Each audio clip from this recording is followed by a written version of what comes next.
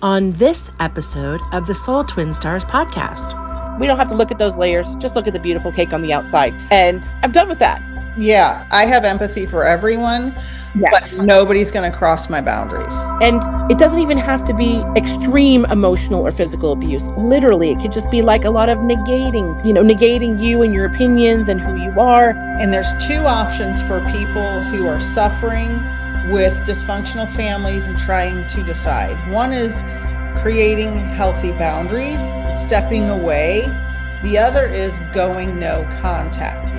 Hi, I'm Lady Shadow, a witch with much to share, stirring the cauldron with magical self-care. Hi, I'm Peaceful Nick, a medium divine. I chat with the dead and interpret every sign. We are Soul Twin Stars, best friends through it all. From spells to healing, we're answering the call. From moon cycles to menopause and making peace with the dead. We aren't afraid to talk about what's rarely said. So tune in each week to get raw, real, and wise. Let's talk about a spiritual life with absolutely no disguise. Welcome to the Soul Twin Stars podcast, Uninhibited Spirituality. Peaceful Nick and Lady Shadow here. We would like to first and foremost thank our sponsors for this episode. Thank you to Nadine Gordon-Taylor, intuitive artist, author, speaker, and teacher. She's also the visionary creator behind a series of soul-stirring oracle decks, including the Animal Love Oracle cards, the Heart Path Oracle, the Crystal Clear Oracle deck, and the highly anticipated Plant Spirits Oracle, arriving this fall of 2025. Her work blends mystical insight with artistic mastery, offering tools that inspire a deep connection and inner wisdom. Explore her full collection at thirdeyestudio.com, THIRD.istudio.com, or experience her magic in person at her beautiful Peekskill, New York storefront, the Third Eye Studio. To purchase her oracle decks, please visit innertraditions.com. Also, thank you to Beans and Buttercream Bakery. Delicious homemade treats shipped anywhere. Call 417-973-2352. And Abernathy Photography, based in southwestern Kentucky, a professional and stellar company providing drone photography in both local and destination weddings. Visit abernathyphotography.com. Author Mary Ray's self-reflection workbook on conquering shame and guilt, Tell the Devil to Go to Hell, an interactive memoir, is available on Amazon.com. Craving delicious Italian cuisine? You can find it right here in Westchester County, New York at Fino Restaurant, that's Fino Restaurant at One Baltic Place in Croton-on-Hudson, New York. All of our sponsors are linked up on our Soul Twin Stars podcast Facebook page, and we thank them for making this podcast possible. And now, back to our episode. Welcome back to the Soul Twin Stars podcast. I'm the resident medium, Peaceful Nick, and we have the wonderful and beautiful... Flying in on her broomstick again for my parking space out front, the resident love-based witch. Love-based witch, the white witch with the red flaming hair. Hello, everyone, and welcome back. We are so excited to have you back. We have a show full of knowledge, wisdom, and spirituality tonight, and we couldn't be happier to have you here with us. Tonight, we're going to talk about family and issues and all that comes with it. And at first, I want to talk about our upcoming events. We have two major upcoming events, one in Savannah, Georgia in February 2026. We have a paranormal convention. Stay tuned for venue and exact dates. And in September or October 2026, we will be in Gettysburg, Pennsylvania for another paranormal convention. Both of these conventions will have ghost hunts, vendors, advertisers. We will have crystal sales. We will have readers. We will have guest speakers. It's going to be incredible. Keep an eye on all our socials for all of the upcoming details. Tonight, we're going to talk about our divine moments. And everyone who watches my social media stories knows I have an obsession with taking pictures of the sky. And I have had the most wonderful thunderstorms the last couple of days. And my husband is so sweet because when I'm recording or in a reading, he'll go outside and take pictures of the beautiful sky for me. So some of those pictures are credited to my wonderful hubby because he knows how much the sky means to me. How about you, Lady Shadow? What's going on for you? I can just say that I'm so jealous that you are getting all the storms and we are getting all the boring 85-degree weather. Nothing exciting to talk about here. I wish I could say that I saw lightning in the last 7 days or heard some rumbles. Nothing. You know, I'm obsessed with storms. I'm so disappointed. So, my divine moment is actually coming from, like you're saying, the sky watching. I have had so many clear skies because of the lack of storms and lack of rain that I have been just constantly seeing these wild anomalies. They're not shooting stars, they're not fireballs. And I've talked about this in other episodes. I see these bizarre flashers. And I'm one of those people that is up all night long. So because I work until, 5 in the morning and I have the world to myself and I go outside occasionally, get some air, ground with my feet. Even if it's in the middle of the night, I go right out into my yard and do some grounding. And Chris and I like to look up at the sky and sometimes we take night swims and we admire, our beautiful Gaia. And I will be saying something to him or to myself, and I'll look up and I'll see this, I guess, a flasher. I mean, it looks like a 3 times bright star sitting there. And I'm like, that's a really bright star. That's nothing moving in the sky. That's not a plane. It's not a train. It's not an automobile. What the heck is it? And then it'll brighten up a little bit more and then it'll just poof, go out like a firework. Literally, like it just turns itself on and then it just turns itself off. And it's these that I have been seeing lately have been showing up right under the Big Dipper, like between the two bottom stars. It's the most bizarre thing.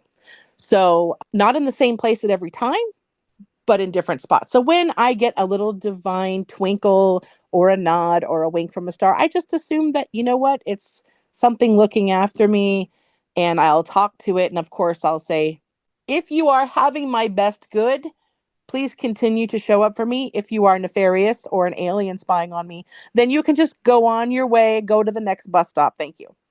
That's fine. If aliens were spying on us, I'm fine with that. I'm totally fine with aliens spying on us. And if they're out there, I'm sure they are spying on us and thinking, what the fuck is wrong with these people? Let's just. Well, here's the thing, Nick. I've kind of studied the different races of aliens. It's fascinating, and you can get this information online. It's kind of cool based on people's witnessing, testimonies. And there are a few races that you don't want to fuck with and that you don't want them to fly by your house and drop you a cheeseburger from the cosmos. Um, and there are really good ones too. There are also really gentle races who have our best interest at heart. Just like with people, there are nice people and there are negative people. And I could imagine that the universe is polarizing just like the way we were built, because I mean, it can't be all nice and it can't be all mean. It's got to be somewhere in the middle there. I think that's a great subject, and we should do an entire podcast just on that. So let's take a note of that because I am under the impression, now neither of us know what's right or wrong here, but I'm under the impression because of humanity's sociological immaturity Mhm. that we are likely to destroy ourselves before we have the technology to travel to another star system. So there are physicists that theorize that, I think Dr. Michio Kaku talks about this, that if a civilization is as ignorant as we are socially, they will never achieve interstellar travel. Now, I don't know if your viewpoint is correct or if Dr. Michio Kaku's viewpoint is correct, but humans, we're not doing that great. So I don't know if we're ever going to make interstellar travel happen. So I think we should talk further about this another time for sure. Audience, let us know if you're interested in that subject. Agreed. Either way, a divine moment is what you make of it. Absolutely. Aliens, no aliens. Stars, no stars, planes, no planes. It is what. Clouds, thunderstorms, whatever it is. Oh, I just thought of another divine moment. Do you mind if I share? Of course, I don't mind. Okay, so this is a little off the subject of what we were just talking about, but I have always been petrified and anxious to give mediumship readings to people I know. And Hmm. I have a very good friend, and the reason is because I know them and I don't want them to think that I am cheating Yes. and using the knowledge I already have to give a reading. Okay. So last night I had a friend who's sort of a friend that I know through a job I used to have and asked me for a reading. And I told her, I said, I'm so anxious, I'm so anxious, I'm so anxious. But I called in my guides and I did my meditation and sitting in the power. And I said, please, please, let me do a really good job. Please make the information streamlined. I really want to help this person heal. And lo and behold, it was one of the best readings I've done in the last month. I literally drew a picture of her mother with her glasses on and a framed picture of her parents on my notepad before she even popped into the reading. And I have never seen pictures of them ever anywhere. And I was just like, wow, Spirit really had my back because this woman really, really needed healing. And she was so, so grateful. And it was just like, it was kind of a tipping point for me as far as having confidence doing readings for people I know because I got information that I wouldn't know, have no way of having. So that was a pretty special moment for me this week. That is spectacular and on so many levels. And plus, every time you exercise your spiritual muscles in new territory, you're developing these skills with now drawing people more often and getting better at it, I'm sure. And all of these extra signs and talents means that you're going to be in the top 10 mediums of the entire world soon. I, I don't know if I sort of want to stay a little incognito, but okay, I'll take top 10. I'll take top 10. Well, we're both going to blow up in our own different ways. It's just inevitable because we're very driven and we're also staying true to what our mission is on this planet. And I think that the more people we touch with our authenticity and our paths, that the world can only become a better place because we only have the best interests for everyone in mind. And I think that that energy flows out into the universe and then allows even more flow on top of flow for people to be touched and inspired by that. And then we can inspire other leaders to come forward and other followers becoming leaders. And it's just a wonderful, exciting wave of the future for all of us to turn and flip, like you were saying, giving humanity the help that it needs to grow up a little, to evolve a bit more. And you and I had talked about the Bible before, right? In another episode where the people are just in these bad habits of doing the same things over and over, being stuck in loops and patterns, which segues us perfectly into our next topic, breaking family toxicity loops that we've all encountered and probably have experienced these patterns with different family members over our lives, right? And Yep. break those things and to look at them and honestly, for anyone in a family, even if it's just one, to stand up and say, okay, this is really dysfunctional. We have to stop this. And we have to start breaking patterns in general that are not healthy for us or for society. I was thinking of the exact same segue you were at the exact same time. Of course you were. And it's like we're psychic or something. And it's like And we're best friends or something. I know I have seen a meme that explains what you and I have both experienced in our family. And that is the child of the family that is the closest to the toxic parent is the one that the toxic parent knows they can draw into their dysfunction. Yep. The child that is the furthest from the toxic parent is the child that is trying to escape the toxicity. Yes. And we both fall into that latter category. We both have stepped back tremendously from associating with toxic family members. Agreed. Agreed. Because also it's a feeling universe, right? Everything is not just emotional, but it's vibration. We talk about this all the time. Alignment, vibration.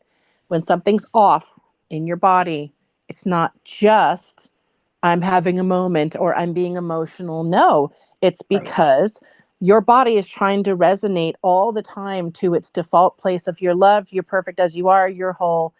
There's no inherited sin like we've been taught and all of that, that we have to carry the burden just because we were born as a human, because we're imperfect, right? No, we're Right. perfectly perfect. So, this whole idea that we have to subscribe to, well, it's just how it is in this family. We're going to just suffer through it. That's what we do. We suffer. That's what we're here for, is a bunch of hogwash. Absolutely. How can we shine our bright light onto the world and do what we really want to do and love who we want to love and how we want to love if we are locked into toxic, poisonous loops? And Exactly. someone has to stop it. And you and I have several times stepped into our family dynamics and said, enough is fucking enough. Absolutely. And normally, the most toxic parent in a family is the one everybody is always trying to appease. Yes, it's Because like the bully on the playground. exactly, don't make the bully mad, but family dynamics make it so we don't really notice that when we're growing up until later. Now, personally, I always noticed the crazy in my family from day one. And I Yes. I know you've talked about this before. You were the same way. Yep. And family issues are every family has issues. There's not a family on earth that's not dysfunctional in some way, form, or fashion. Some are severely dysfunctional, some are moderately dysfunctional, and everybody else is a little bit in between. But most people don't realize if they grow up in a family of dysfunction and toxicity that it's toxic until they encounter other families that aren't as toxic. And then it's like, oh my God, these people Agreed. are nice to each other, or nobody's beating anybody up in this house, or nobody's drunk all day, or Right. snorting cocaine off the counter, or cooking crack in the microwave. Like that doesn't happen in this house. Wow. And it even doesn't have to be that extreme. I mean, oh my gosh, so many of us go through a dysfunctional city, right? But it doesn't even have to be that bad to be that bad, Right. right? It could literally just be a narcissistic parent Yeah.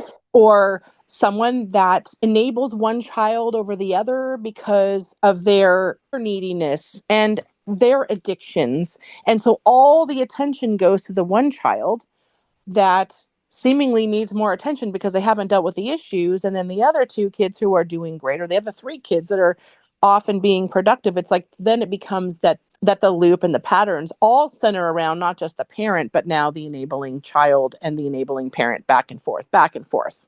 There's a name for that because I have people that I am aware of in my life that have something called emotional incest, where, and that's a word a term I had not heard until about 6 months ago.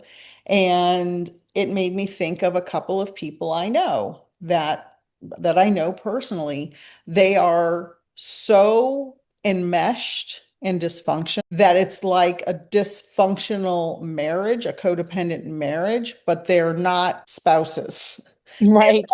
They're parent and child. And it's really quite toxic, and it's more common when you start thinking about the people you know. And I hear a lot of stories about parent and child relationships that are like this, where it's just I mean, it's unbelievable, the toxicity and dependency and the blinders. This is the key for me. The parent has blinders on that are so thick that they believe everything the toxic child is telling them and do everything that they want them to do and disregard anything else that is happening that anyone else tells them or brings them awareness to them about this situation. They absolutely ignore it and they just hone in on this one adult child as if the sun rises and sets in their eyes when it's just as obvious as it can be, is so toxic and bad. And it's not just between parent and child. It can be sibling to sibling, Yeah. Yeah. grandparent to grandchild, grandparent to parent. Like it can be any of those combinations, right? Yes. And what's really disturbing is this is what I really love about you, for instance. You love your children so much, but you're able to step back as a spiritually evolved woman and say, okay, here's the dynamic that's going on even with my sons.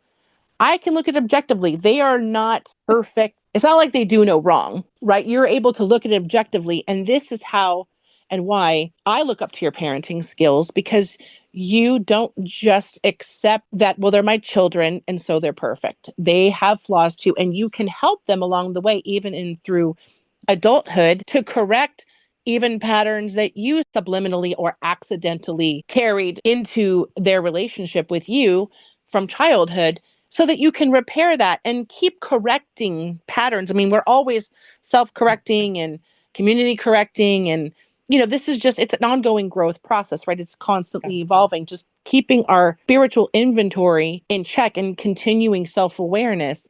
I have a friend out in Long Island, a family friend that has 3 children, and one of them got kicked out of school and convinced mom that no, that wasn't me, that was my friend. That was a whole isolated incident, mom. I didn't do it. I guess this kid's around 12 years old. And then she put him in another school, went through all this trouble to get him into another school, and then it happened again. Another problem. Oh, he got kicked out. This teacher just didn't like him. It was this situation, that situation, blamed a new friend all over again. This happened 4 times. This poor kid got bounced around and kicked out of 4 different schools, and it was never her son's problem, right? She refused to look at it that it was her son, that it was always some outside source because he's perfect, he's smart, The there's no way this blinders. could be him. Yes, the blinders were back. And the poor kid is going to be 14, and he's become a very rebellious, I'm not doing anything you tell me to do. You set this up for me to fail by putting me in all these different schools. It was never my fault in the first place. So, and of course, what do you know? Lo and behold, she still believes him. But you're not doing your children any justice by not being honest and open and self-aware about what it's like to feel and live and be responsible in this physical world as a human being in growth and progress. We have to continually remind our youth and our fellow adults that we have to stay aware and in check and try to be open to making things better. I agree completely. And I want to thank you for that compliment very much. It's very meaningful to me. Now, I will say my granddaughter is perfect, but Of course, she's 4 months old, so we've got time. we've got time. But I will say I did not just naturally become this type of parent. 2 things happened. Both of my parents were extremely dysfunctional. Both of them were alcoholics/addicts. My mother died in 86. My father's still living. We do not have a close relationship. It's, talk a couple times on the phone a year. That's about it.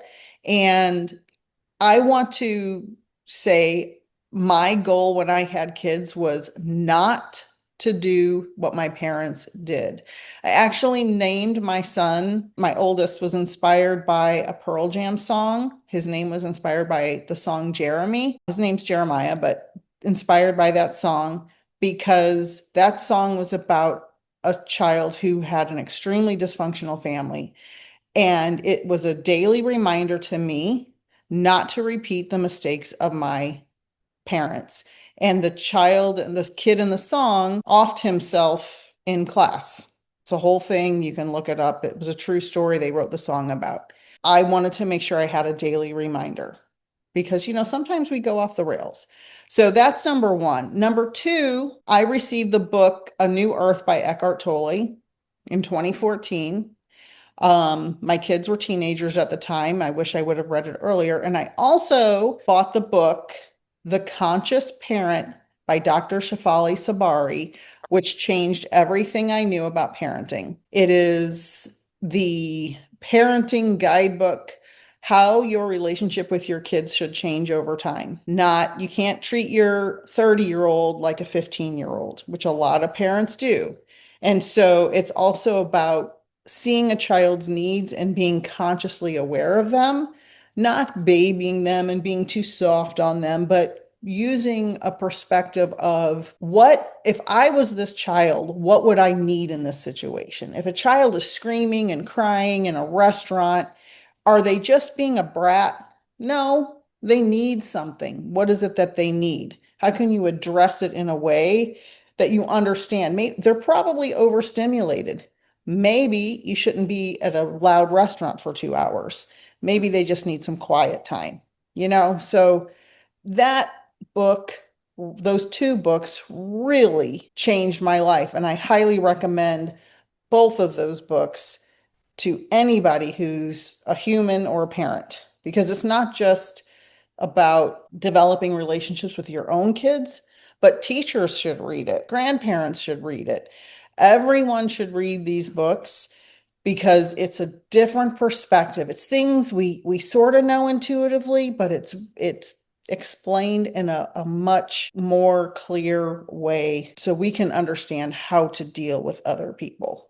And there's this whole system that we live in, right? That's pretty corrupt, pretty dark overall, pretty backwards.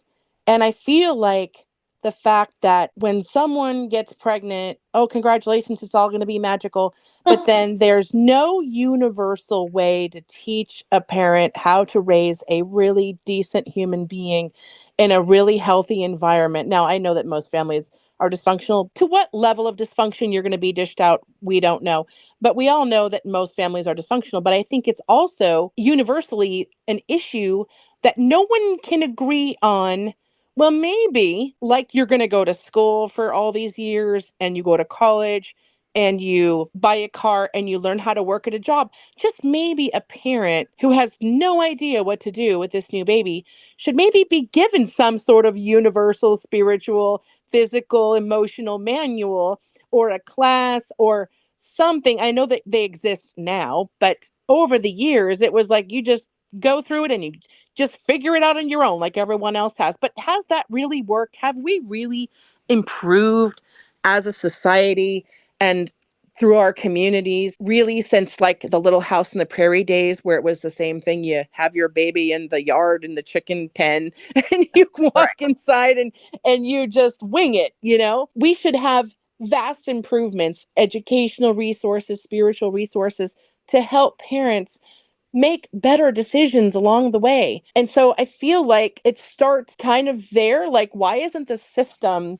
giving us those tools, but yet they're saying, go out and have babies. And by the way, in half of the states in the United States, you can't have an abortion. Exactly what those were the next words out of my mouth. Now we're forcing girls and women to have babies to continue the generational trauma that they haven't even healed from. And I will tell you this, when I had my kids, I wanted my kids. They were planned and I was not healed. And I wish I would have been healed.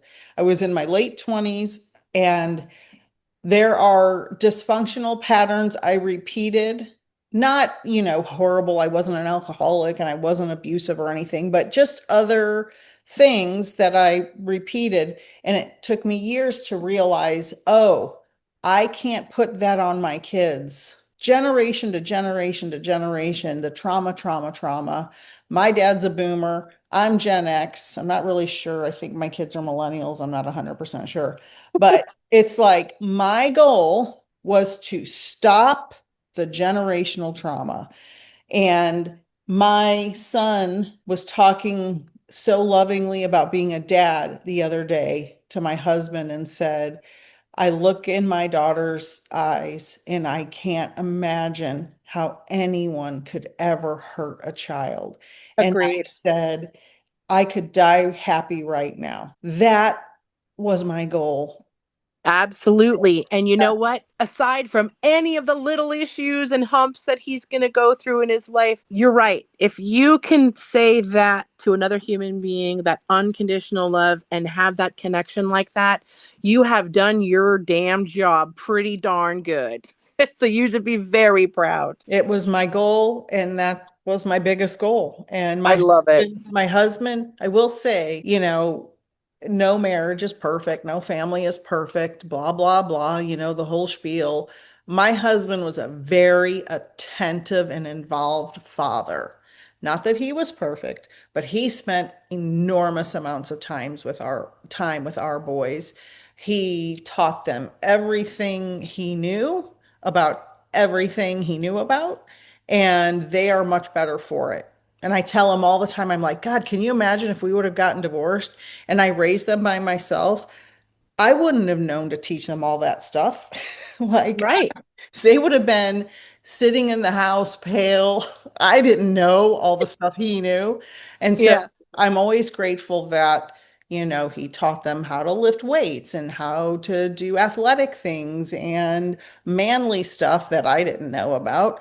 So I'm not putting anybody down if they don't do all that. I'm just saying that was my experience. And then when we enter into adulthood, like we jump forward all these years and kids are grown and living their lives. And even I am right now in a firestorm of family drama. And whew, it's so difficult, especially when you're self-aware of the patterns. And the patterns emerge when you least expect it, because you'll just be going along having a relationship with a parent or a sibling, and you catch a snag, and then there's some crazy drama, and the spiritual side of you wants to just forgive and forget and move on and just pretend it never happened. However, when you do that, it continues the loop.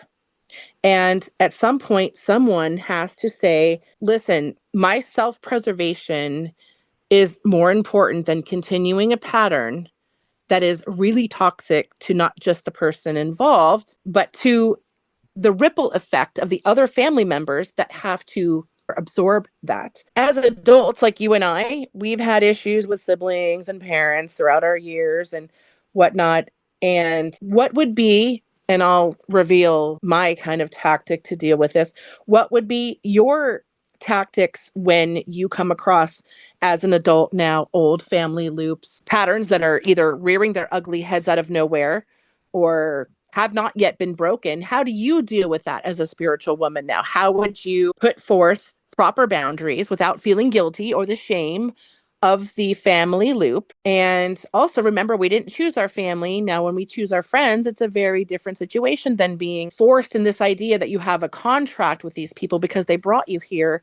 But that doesn't mean you are obligated in any way to fulfill any contract that requires you to be emotionally suffering, physically suffering, in pain, or to the detriment of your own soul if you don't get along with certain people in your family, right? So we have to be able to discern a proper route and a behavior change or boundaries, like I was saying, to remain sane on our path and still functioning in the world in which we are choosing emotionally and physically with or without that person. I can tell you right now, anybody listening to this can name at least one family member that is giving them a sleepless night right now with their drama. I rarely have sleepless nights about my siblings or my dad and stepmom.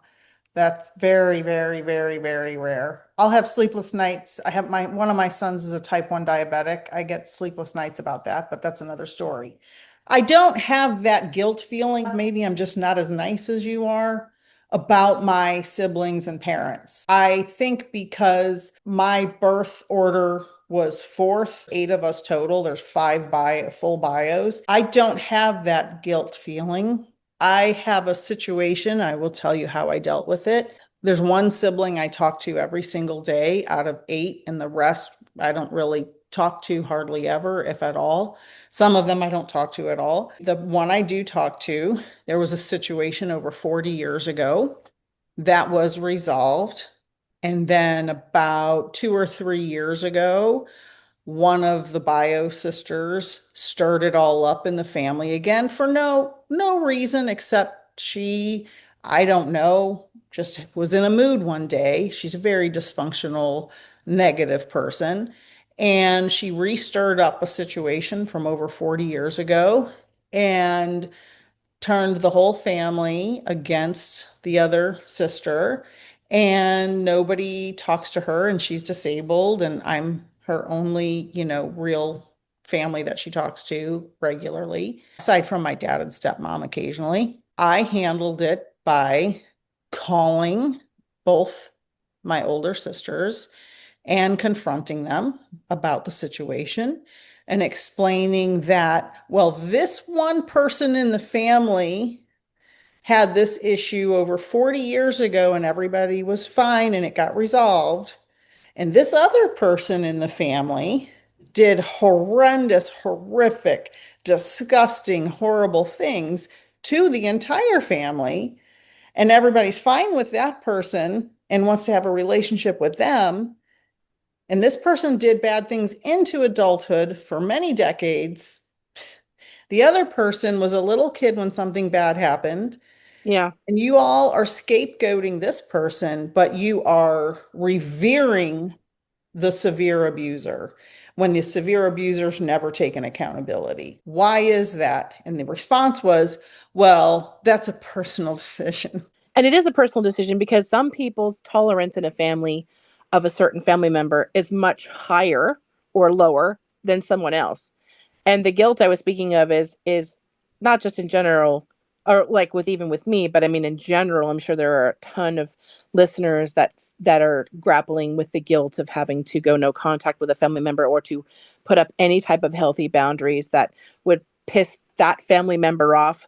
But for the one putting up the boundaries, it is a glorious feeling. But underneath the gloriousness is the adjustment of the programming that we should just suck it up, accept and love these people unconditionally, no matter how much hurt or drama or toxicity they dump out on you. And it's really hard to find that balance of peace finally when you can let someone go and it feels really good and there's no looking back anymore, right? That's, for a lot of us, it's hard to get to that final point. It's very easy for me to put down a boundary and stick to it. And I think, okay, well, how long am I going to keep this boundary for? Well, I'm not sure, because you have to go along and you have to live the situation out and evaluate again.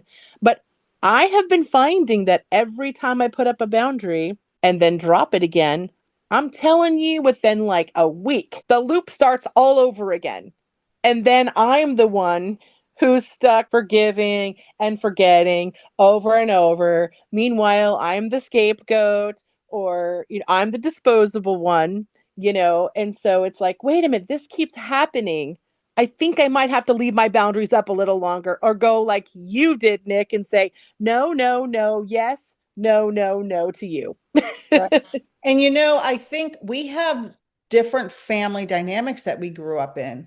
You grew up with your family. I didn't grow up with my dad and stepmom. I only lived with them for 2 years after my mom died.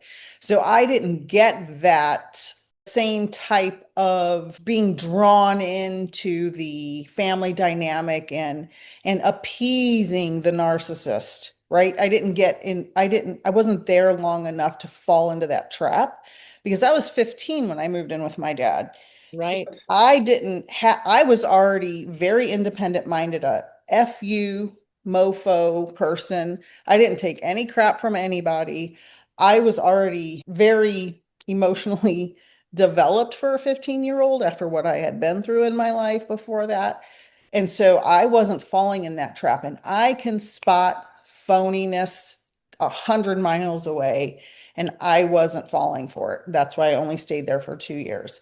And so your dynamic was different because you grew up with your family. I didn't. So I wasn't drawn in like that. And I'm very good at compartmentalizing my trauma. And it's a trauma response for sure. And I know it's probably not healthy, but I'm really good at putting something in a box and throwing it in the closet and being fine with it. Yes. And I am too. And that's where we bonded when we first met, because we both came from very broken situations in a different way. And like you, I saw through the bullshit probably 6 years old, because that's when my mom first left my dad in the middle of the night and I never got to see him again. I think we talked about this in one of our previous podcasts. But since then, I was counting the minutes where I could leave the house and start my own life and put whatever I wanted to put behind me. And I spent a majority of my years living very far away from everybody and doing my own thing, keeping in touch when I felt necessary. And then the older I got, I became more forgiving, forgetting. But recently, a huge thing has hit the family now, and it's testing everyone's boundaries, and it's reverting everybody back to that original teen parent ridiculous behavior, those really old patterns that never got broken. And I thought, well, we can try to get along just to keep the peace, right? For surface peace. But then when you get together and you want to have a deeper conversation, all it does is set people off. Nobody wants to go deeper. Nobody wants to fix what's really broken. And so then we're all back at the same place. And like you, I see through it. I don't have time to go there. I want to be of service to everyone that I can, including people in my family. But at some point, I have to say, peace out. This is your stuff and this is my stuff. I got to go work on my stuff over here. Yeah. But it's challenging because, again, they try to lure you back and say, oh, no, it's fine now. But the thing is, they do it without even an apology. Yeah. So when I get lured back, I don't even get apologized to, or I don't even get to talk about what caused it in the first place. It's like, you don't talk about it. You just smooth it over like cake icing. Well, we don't have to look at those layers. Just look at the beautiful cake on the outside. And I'm done with that.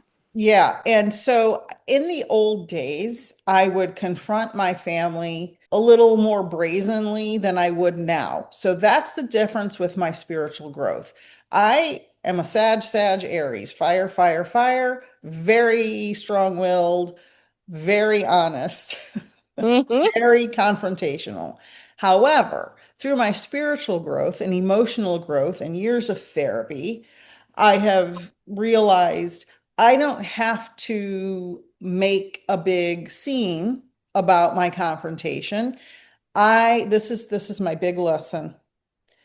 Ask myself, why am I saying this thing? Why am I confronting this? What is the purpose? Is it to edify me, or is it for the greater good?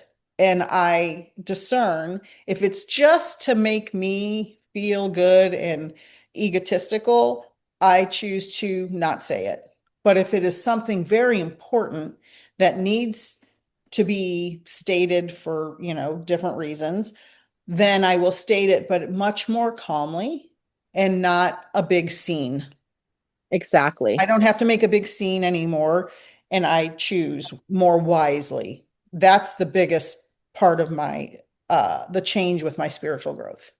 Yes, and me too. And I don't think I've ever been the confrontational type to, start dropping F-bombs and pulling the tablecloth out from underneath a turkey dinner just to go out with a bang. I've never done that kind of thing, but I'm a writer and I know how to express my feelings really clearly.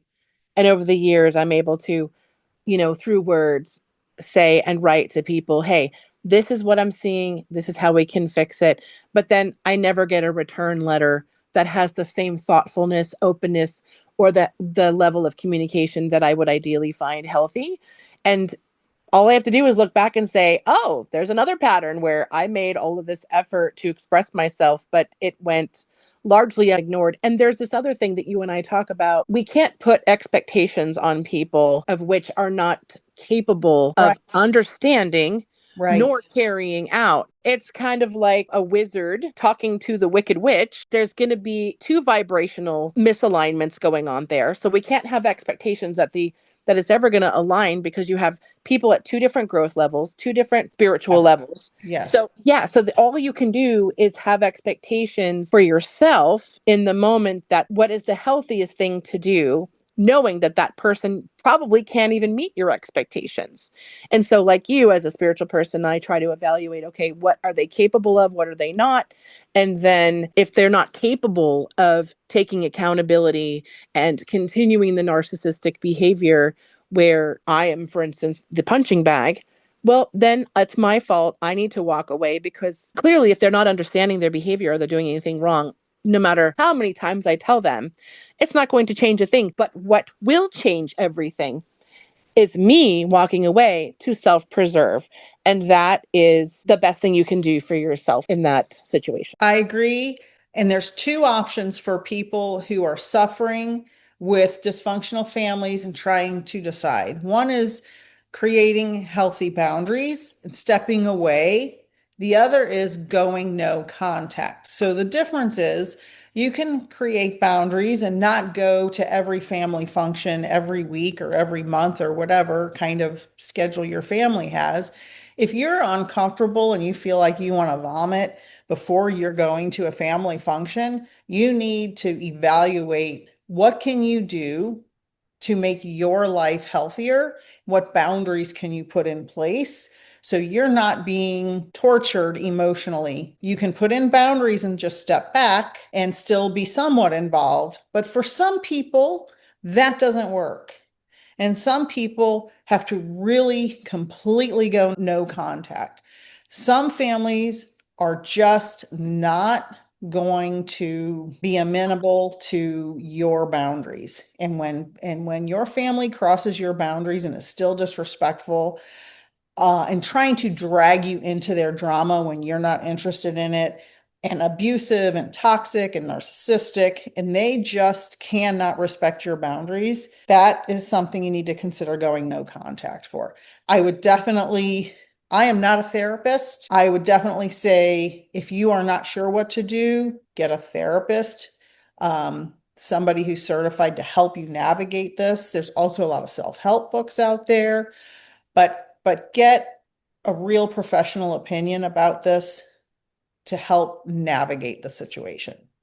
And in order to navigate it, to even understand what your next step should be, it's really important to do the work for you. So you take your Yes. inventory. How do I Yes. feel around this person?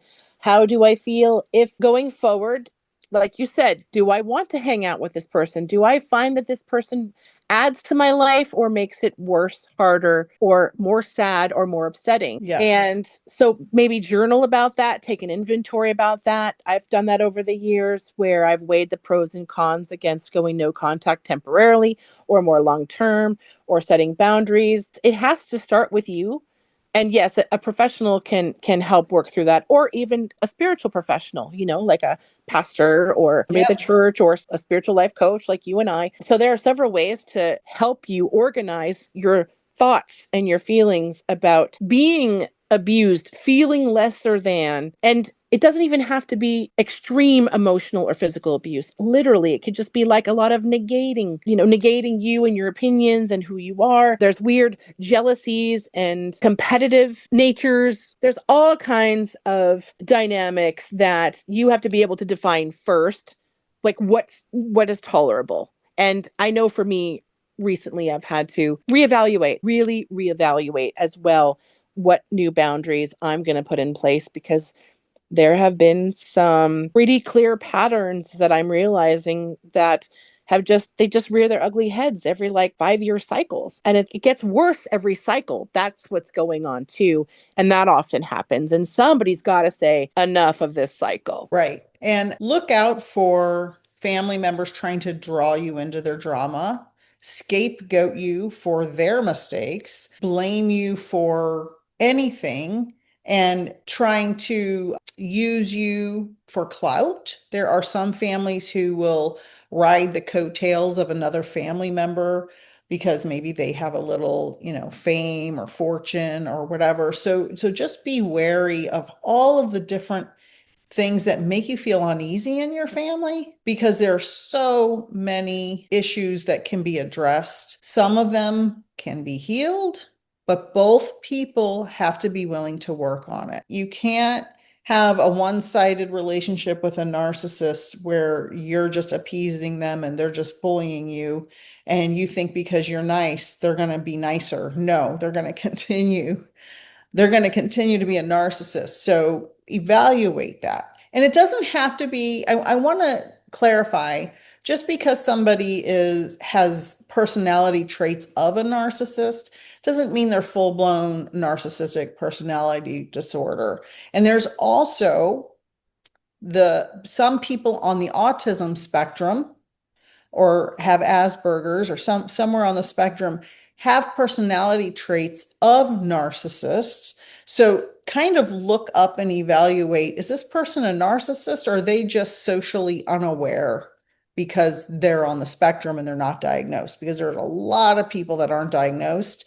I know I have autistic traits now that I'm an adult. I see that. But I didn't know that until the past couple of years. So just be aware, be well read, do research, find a therapist or a counselor or somebody to guide you through this. If you're struggling with your family members and you're considering, pulling back, putting up more boundaries, or even going no contact. And when someone says, if you decide to go no contact, and when they say, but it's your family, well, mother bleeper, you didn't grow up in my family. So you Yeah. don't know what I went through. So until you walk a mile in my shoes, don't judge me. Yeah, that's the thing. I hate it when people go around with the blood is thicker than water stuff. A lot of my plays deal with this, that the theme of because they're your family, they'll always be there for you. The bonds are forever. That's hilarious. It's hilarious. It's actually the other way around. When Yeah, you are not choosing people and you are forced into these bonds, and a lot of times it's trauma bonding because again you're taking on the dysfunction of generations before that, or whatever the dynamic, favorites. Every family has favorites and plays that little game where there's like I said, two enablers over here, and these two are the bullies in a pod, while there's always a sibling that's left or misread or not understood or left behind for whatever reason, or the personalities don't mesh. It's really your individual journey. Your chosen family is just as important, if not more, because you're choosing them, and you have a right to choose your biological family just as you get to choose your friends. And if you don't choose to invest in those relationships, you have every right to say no thank you and to go find people that will love you and unconditionally support you, make your life more absolutely. fulfilling. Yeah. And I will tell you this unequivocally. As I have become more active on social media and gotten a bigger following on social media over the years, I will tell you that my followers, subscribers, the people on the internet, strangers that I've never met, support me a million times more than any of my biological family, except for my one sister. My biological family could care less. They're not listening. They don't know what's going on. I would agree with that. I am one of the few people in my family who decided to go live my dreams full on throttle. We're going for it. I will not compromise my life or my career choices. I want to be happy. I want to be fulfilled. And I made that happen, came to New York, still doing it.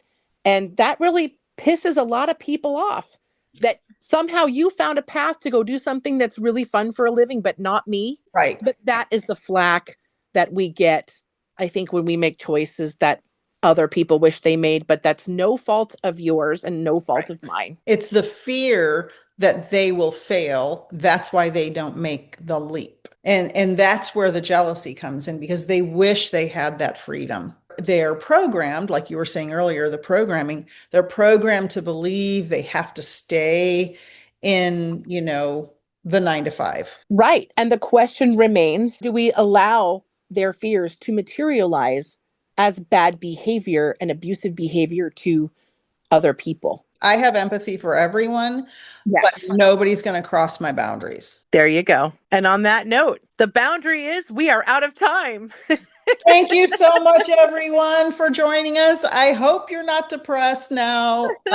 This is some heavy stuff, but it's very important because everybody has a family story. There's a way out as well. There is always a trap door. Look for it. There's a trap door to peace and tranquility, harmony and balance. And however you need to get to it, just open your heart and it will find you. Just allow it. Thank you all so much. See you next week. We love you all. Thank you so much for joining us this episode for the Soul Twin Stars podcast. Find us on our podcast Facebook page for Magical Mondays live at 8:30 p.m. Eastern, where we will help you magically slay your weekdays, and for awesome giveaways. For more information about what other spiritual things Nick and I do and offer, visit peacefulnickthemedium.com. That's Nick with just a K. Or to connect with me, Lady Shadow, soulsandspirits.com is the place to go. If you want to be a guest on one of our shows, we would absolutely love that. Contact us at soultwinstars@gmail.com. See you next Friday. I'm on Spotify, Amazon Music, iHeartRadio, Apple Music, Facebook, and on YouTube. Sending you all so many blessings. Thank you so much for joining us, and until next time, know that you are all cherished.